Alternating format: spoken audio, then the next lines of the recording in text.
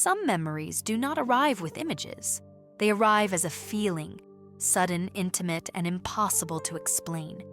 You may have felt it as a quiet knowing, a familiarity with something you cannot name, a sense that someone exists who feels closer than anyone you have ever met, even before you meet them. This is not imagination, and it is not a dream. It is a soul-level memory. Unlike dreams, which fade and blur, this memory lingers. It returns in moments of stillness. It shows up as longing without object, recognition without face, and certainty without proof. It feels older than your childhood, older than your story. Many people dismiss this sensation because it doesn't fit logic. There is no event to attach it to, no explanation that satisfies the mind. But the soul does not speak in timelines, it speaks in resonance. This memory originates beyond the physical body, from a realm where identity existed before names, roles, or form. A realm where recognition did not require sight. Souls knew each other by frequency alone. For some, this memory surfaces as a pull toward the unseen. For others, it appears as a sudden emotional response to a stranger, a voice, or even a silence. You feel as though you are remembering something that never happened here, because it didn't. This is why it feels different from fantasy. Fantasy seeks escape. This memory seeks return. It does not promise romance or happiness. It carries no guarantees. Instead, it carries truth. And truth, when remembered, destabilizes what is false. Many who carry this memory feel out of place early in life. They sense that something essential is missing, though nothing obvious is wrong. They may search through relationships, beliefs, or spiritual paths, trying to name what they already know. But the memory cannot be forced into clarity. It awakens gradually, often when life becomes quiet enough to listen. This memory is not meant to distract you from living. It is meant to orient you, to remind you that your life is not random and that some meetings are not new. They are continuations. When the soul remembers, it doesn't demand proof. It simply recognizes what was never forgotten.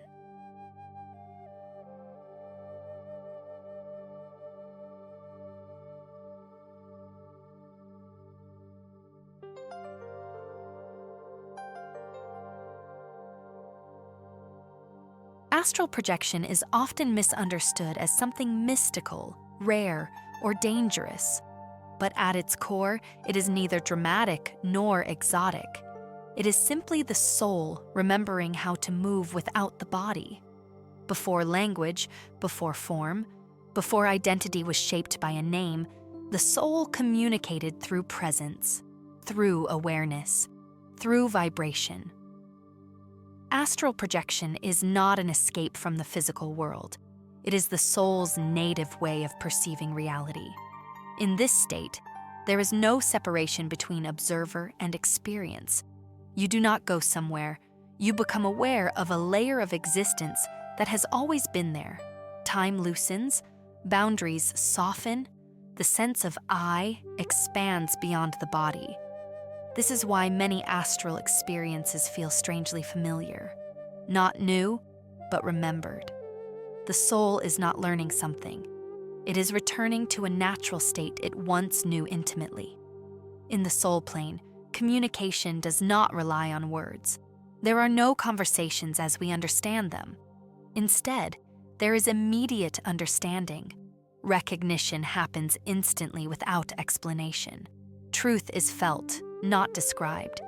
This is why encounters in the astral state can feel more real than waking life. There is no performance, no identity to protect, no story to maintain. Souls meet as they are, transparent, unfiltered, and deeply known.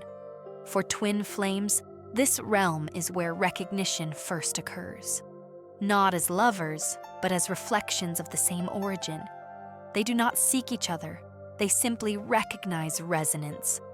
Astral projection becomes the language of the soul, because it bypasses the mind entirely.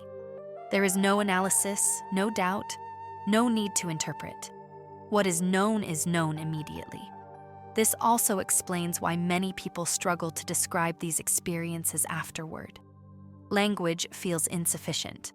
Words flatten something that was multidimensional. What remains is a feeling, powerful, intimate, and impossible to fully translate. Not everyone experiences astral projection consciously. For many, it appears in subtler forms, vivid sensations upon waking, moments of deep stillness, or a sense of presence during meditation or sleep. The soul speaks quietly and only listens when the mind rests. These experiences are not meant to be chased. Chasing turns the soul's language into noise. Astral awareness emerges naturally when the individual is receptive rather than seeking control. When understood in this way, astral projection is not an event. It is a remembering, a return to a way of perceiving that existed long before incarnation. And when the soul speaks in its own language, recognition happens without effort because it has always been listening.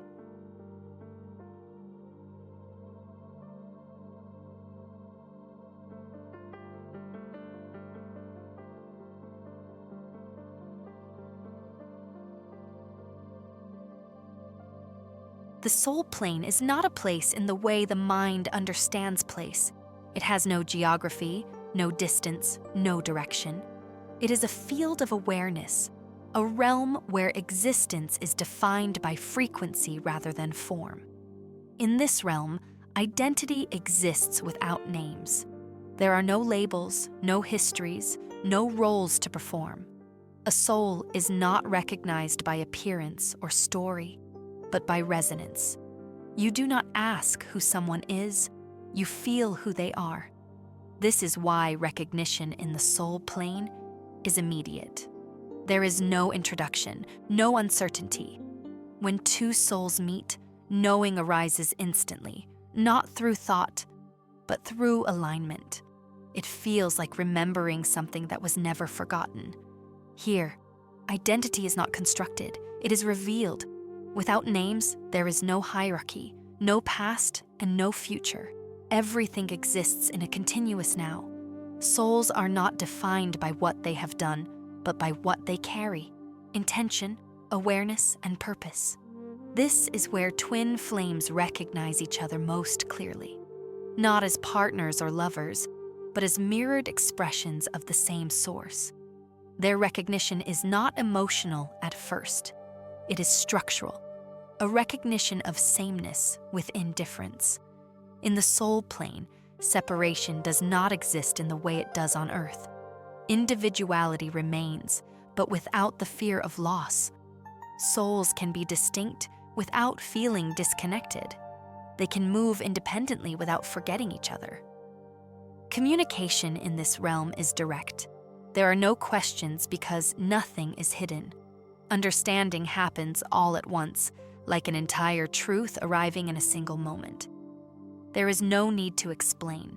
Explanation belongs to the physical world. This is also where soul agreements are formed, not through negotiation, but through mutual awareness. Souls recognize what they need to experience in order to grow, and they align accordingly. These agreements are not rigid contracts, but shared intentions shaped by love and evolution. Because identity here is not bound to form, souls are free to choose many expressions across lifetimes, different bodies, different roles, different circumstances. Yet the underlying resonance remains unchanged. This is why earthly recognition can feel so destabilizing. When you meet someone who activates this resonance, it bypasses logic. The mind looks for reasons, but the soul already knows. After incarnation, the memory of the soul plane fades, names appear, stories form, roles solidify. But the resonance remains, quietly guiding attraction, connection, and recognition. The soul plane does not disappear when you enter a body. It continues to exist beneath identity. waiting for the moment when recognition breaks through the illusion of separation. Because even without names, the soul always knows itself.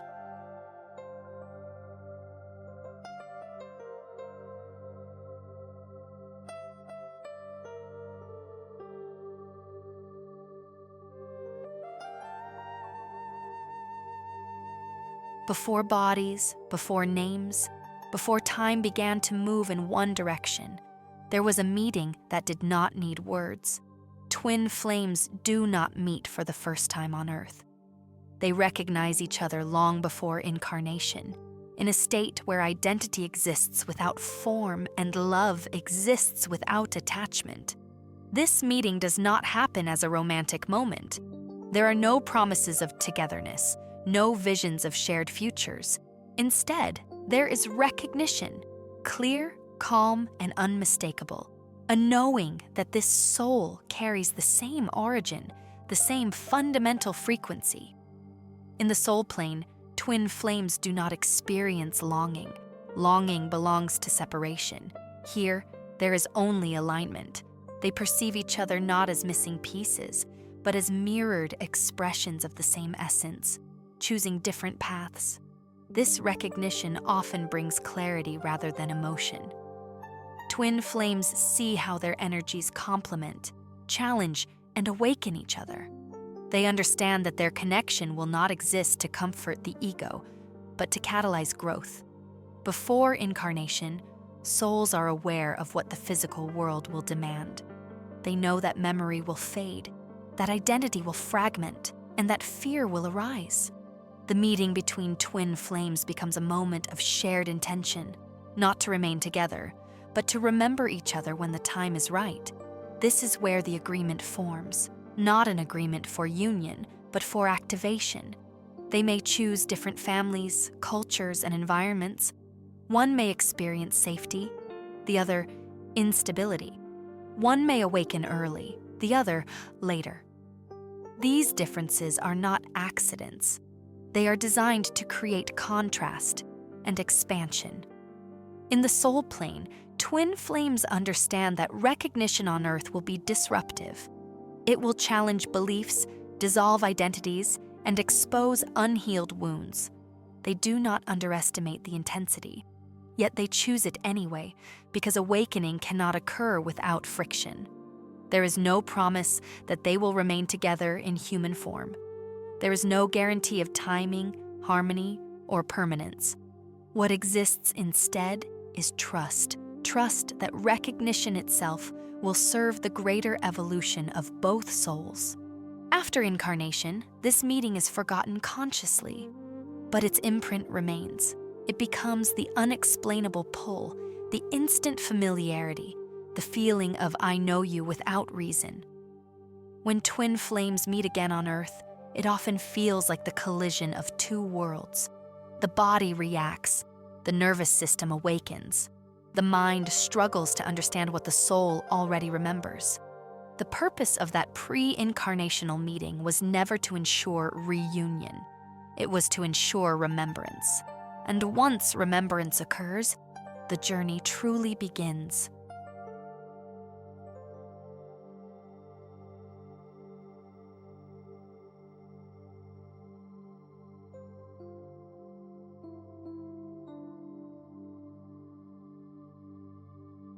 Before a soul enters a body, it enters clarity. In this state, there is no confusion about purpose, no illusion of randomness. The soul sees its own patterns, its strengths, and the lessons it has not yet integrated. From this awareness, agreements are formed, not as obligations, but as intentions. A pre-incarnation agreement is not a script that must be followed line by line. It is more like a map drawn in feeling rather than ink. It does not dictate events, it shapes experiences. The soul does not choose specific outcomes, but conditions that will invite growth. When twin flames form such an agreement, it is not centered on union, it is centered on awakening. They sense that encountering each other in physical form will activate dormant awareness, challenge comfort, and accelerate evolution.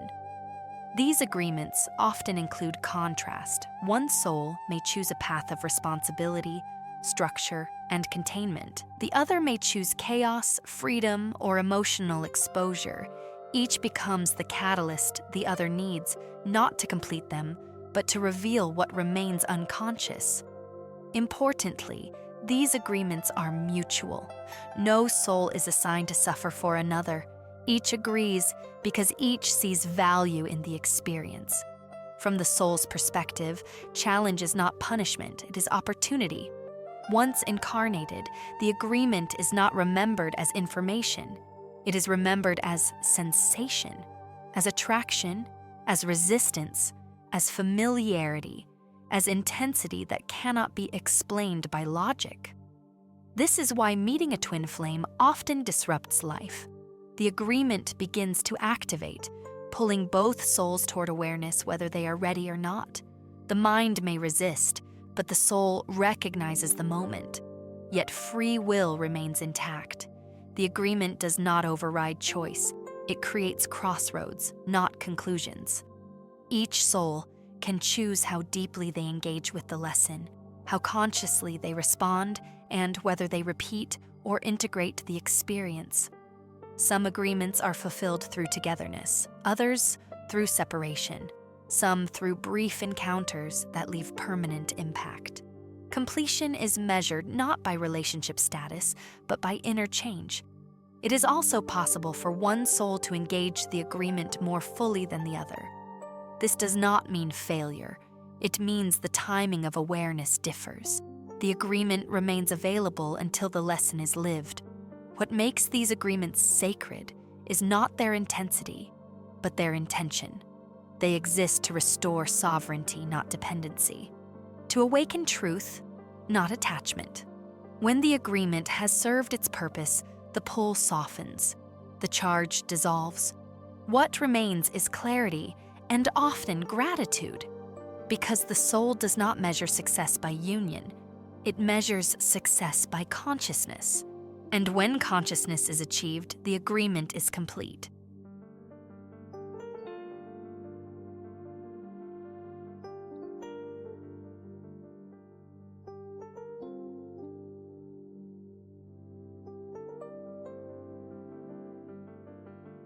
When a soul enters the physical world, it does not arrive empty. It carries memory, awareness, and intention. Yet almost immediately a veil descends, not as a punishment and not as a failure of consciousness, but as a necessary condition for experience. If the soul remembered everything at once, life could not unfold. Choice would be replaced by certainty. Growth would be replaced by repetition. The forgetting is not a loss of truth, but a protection of free will. The veil allows the soul to experience rather than observe. In the soul plane, awareness is total. On Earth, awareness must be earned.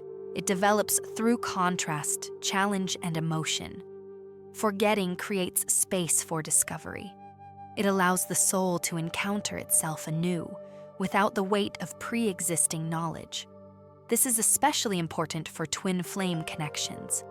If both souls remembered their agreement consciously, there would be no tension, no awakening, no transformation.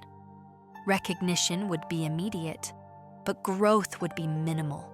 Instead, memory is replaced by sensation. The soul remembers through the body, through attraction that feels irrational, through emotional responses that feel disproportionate, through longing that has no clear object. These sensations guide the soul without revealing the full map. The veil also protects the human nervous system.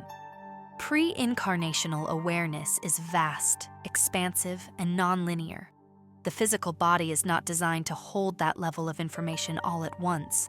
Forgetting allows the soul to inhabit the body gradually. This is why memory returns slowly in fragments, through dreams, meditation, moments of stillness, or sudden recognition, not as facts, but as knowing. The mind often resists this process. It wants clarity, explanation, certainty.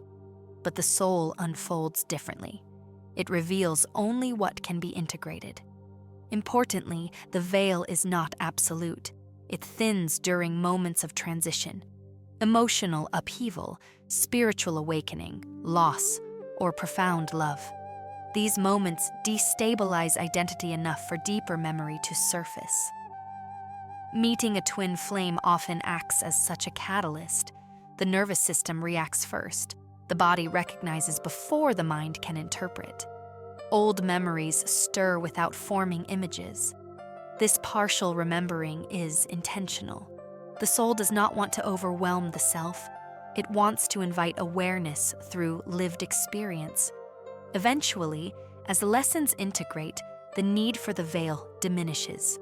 Not because memory returns fully, but because the soul no longer needs reminders. Truth becomes embodied rather than remembered. The veil lifts not when the mind demands answers, but when the soul has lived them. And in that living, memory fulfills its purpose without ever needing to be complete.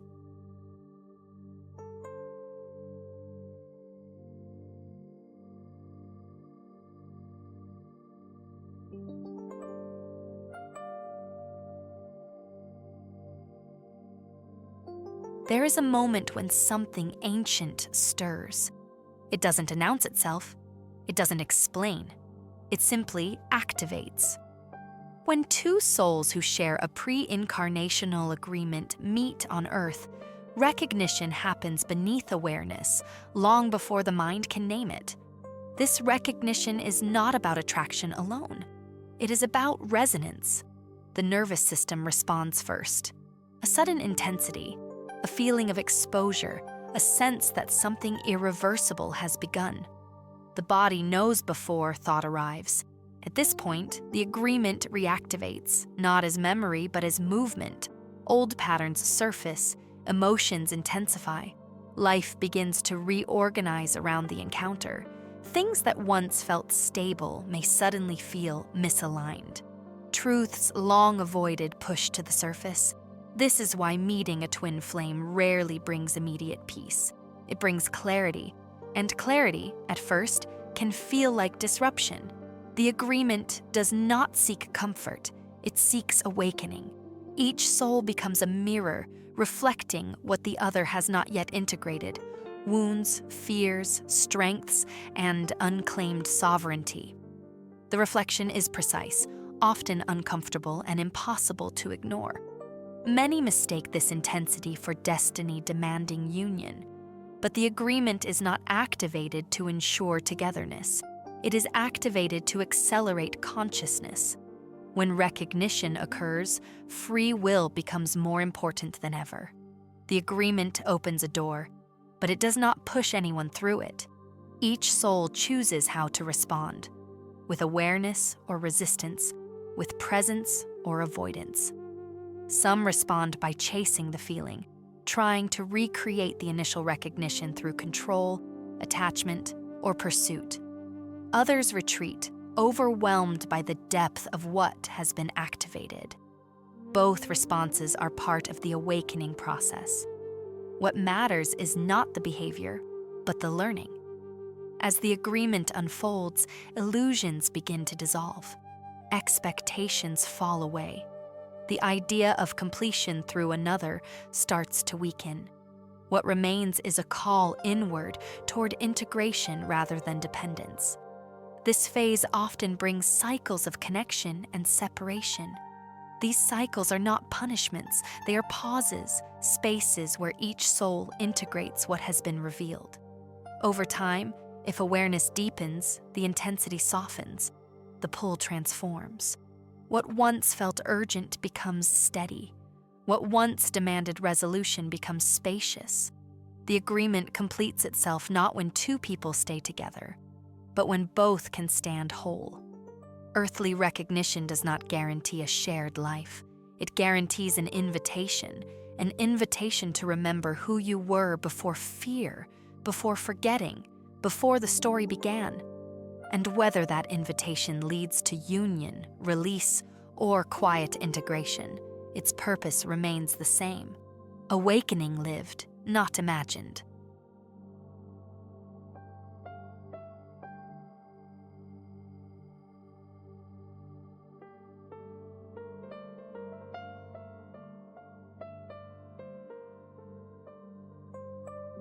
If this message resonated with something deep inside you, take a moment to honor that recognition. Let me know in the comments what part of this journey felt familiar. Your reflection may help someone else remember too. If this video supported your path or brought clarity to your own experience, consider liking the video and subscribing to the channel so you don't miss the next steps of this exploration. And if you feel called to support this work in a more direct way, you can contribute through Super Thanks. It helps keep these teachings alive and available for the souls who are still searching. Thank you for walking this journey with me. In the next video, we'll continue unfolding the deeper layers of the twin flame path, beyond recognition, beyond longing, and into conscious integration.